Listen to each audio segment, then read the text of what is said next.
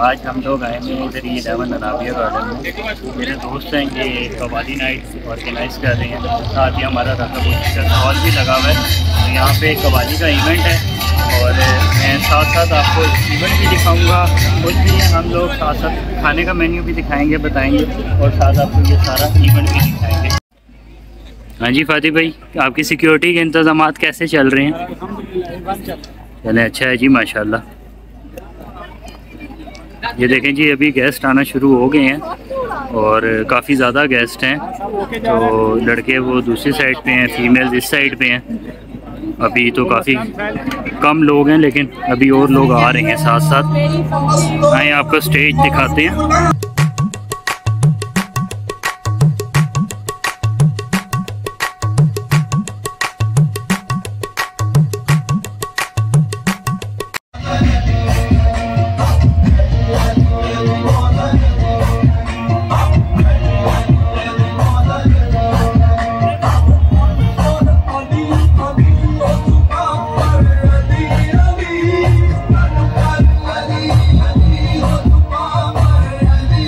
का बहुत बहुत शुक्रिया, बराए मेहरबानी आप सब लोग आगे आएँ। अजान का वक्त भी ख़त्म हो गया, नमाज का टाइम भी हो गया। अब इसके बाद हम बाकायदा प्रोग्राम का आगाज़ करेंगे।